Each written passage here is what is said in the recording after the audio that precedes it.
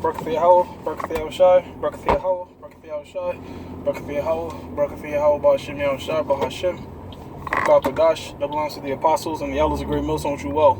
Salutations to the hopeful elect out there, man. You brothers that do this thing in the utmost truth and sincerity. The Preach Shimon, and this week's topic is going to be entitled "The War in the Middle East Goes Beyond Oil." Hey man, the Spirit just keep having us touch on this particular topic over and over again because it fits majorly in our prophecy. All right, so the reason I say the war in the the U.S. being in the Middle East, such as constant control for Syria and these different Middle Eastern nations, is because they say it's oil, but when you look it up, the 2017 statistics, the United States is the #1 nation in producing oil, so they have oil. The United States have oil. They produce it the most. I mean, but then again, you got to think about it like this: is what is better, to have splitting 4 slices of pizza amongst 2 people, or splitting 8 slices with 8 people? In other words, 8 slices with like 16 people. In other words, yeah, you're producing all this oil, but you have 300 million people in your population, so you're going to use a lot more oil. So Saudi Arabia, if you was to do like a pound per pound thing, but the United States produce the most oil in the world, all right? And then, just as recently as Saudi Arabia, Russia and Saudi Arabia is neck and neck, because Russia is the #1 distributor to all these European nations in terms of oil. It's Russia. To understand the history, to understand the mystery, you gotta understand the history, as the Apostle Elder Gabar would say. And when oil first came on the scene, becoming the #1 fuel source, replacing coal, okay, which our crude oil and coal is pretty much the same. It's, carbon fuel, right? When it first came on the scene, it was very fucking cheap.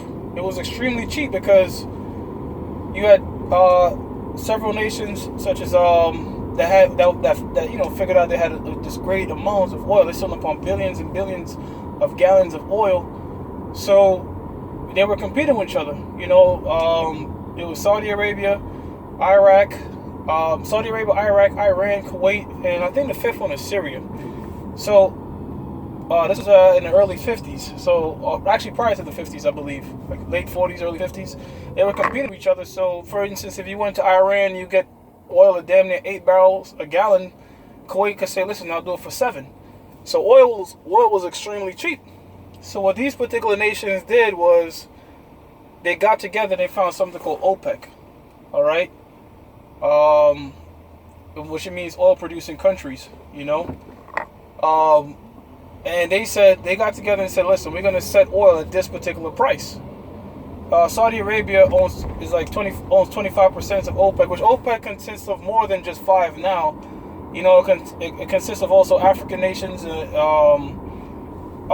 such as Nigeria, Libya, and you got Venezuela in there. So you got more countries that are part of OPEC now. So they could pretty much regulate the oil prices. And when OPEC was founded, now that they can regulate the prices, the price of oil started to skyrocket, But now, since all these other different nations are producing their own oil and finding ways to get their own oil, take example China. What China does is China will give aid to these African nations, help build them up, in exchange for the right to, drill over there and do their own importing of oil back to China. So, different nations are going around and producing their own oil, so the value of oil is going back down. You know what I'm saying? It's not like one time when it was like, oil is never really scarce like that, but in terms of it being, only certain countries are producing this much. Nah, man, that's not the case. So why is the United States in the Middle East?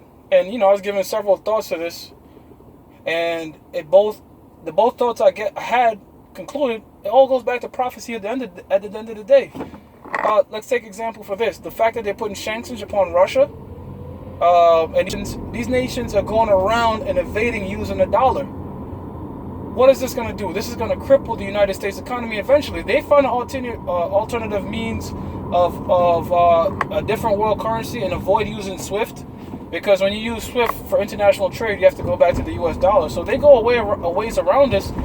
This will collapse the U.S. economy. Now I was thinking to myself, that's what these elites would want, you know? These elites, and so that way you can't go to the Federal Reserve, all right? You'd have to go to the IMF or the World Bank.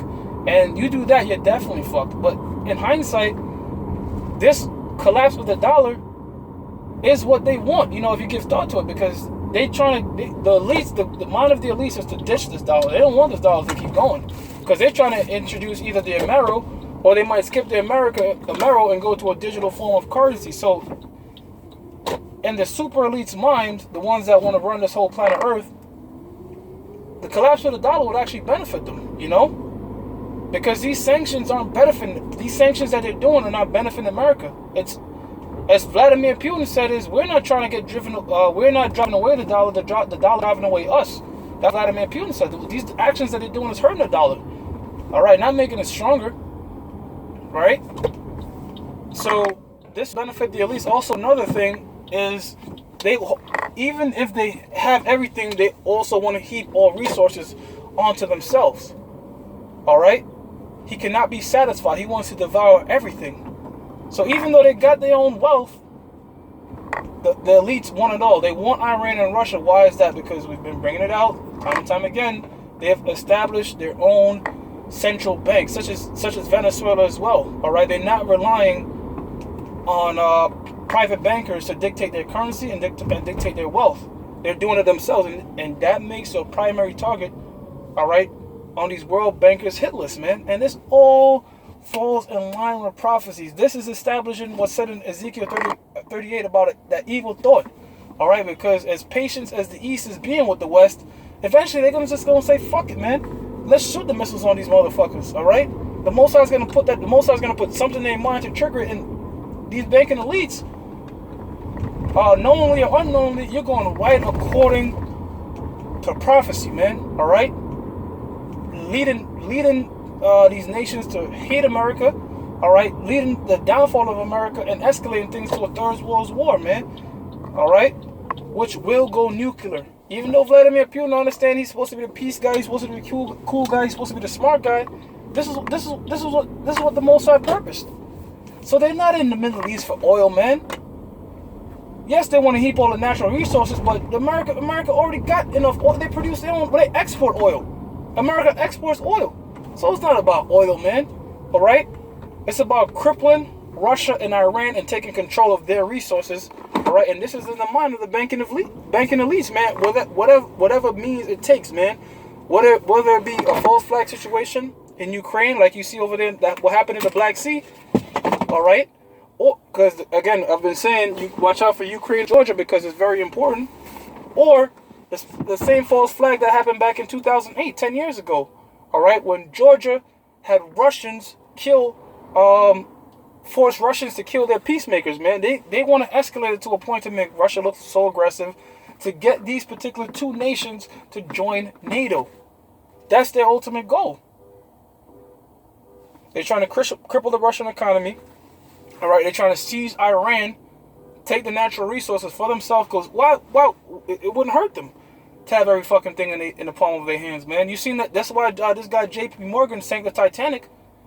All right, because you had the Astor family and two other prominent families that were extremely rich that were opposing the Federal Reserve. And what this guy J.P. Morgan did?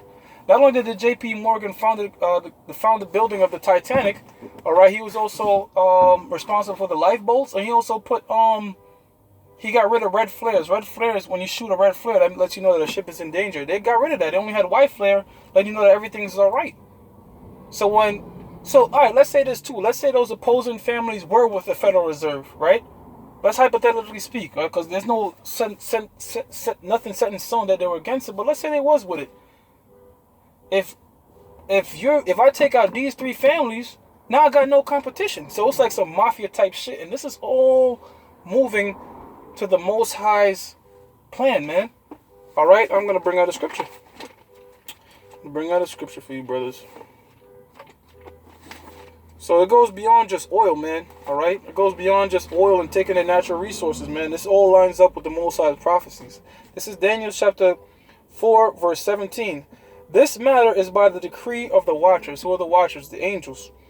And the demand by the word of the holy ones, to the intent that the living may know the Most High ruleth in the kingdom of men, and giveth to whomsoever he will, and set up over it the basis of men. And who is the most base man? So-called white people, man. All right, because they came from eating juniper roots and all this shit to be established as the world's superpower, man. All right, so it's in again, as the scripture says, the earth is given into the hand of the wicked. All right, and there's another scripture in the book of Revelations, the 6th chapter. We're gonna go ahead and see that this all is being moved to the Most High's prophecy, man. All right, this is all moving to the beat of the Most High prophecy. Nothing is going unhinged, man. And I gave thought to that, man. Like, these sanctions really is setting up the downfall of the U.S. dollar, because these nations are finding ways to go beyond it. Then they're gonna figure out a way to go beyond it. And once they figure out a way to trade without the U.S. dollar and ditch the dollar, then the American economy is fucked. The only thing that's gonna bail them out is the IMF and the World Bank, which, if you can't pay them in money, you got to pay them in national treasures. So they're going to own particular natural treasures, such as the Grand Canyon, all right, Mount Rushmore, whatever, all right, or the ultimate end game to get rid of the dollar and introduce a new currency. So it may look like America is trying to prop this shit up, but in secret, all right, the very most elite, this is really going towards the elite's plans, all right. These nations ditching the dollar ultimately to collapse it and introduce a new currency, man, because the end game is a chip. Now I'm going to bring out some scriptures. This is Revelation chapter 6, verse 4. And there went out another horse that was red. That red horse represents the white race, primarily the elite.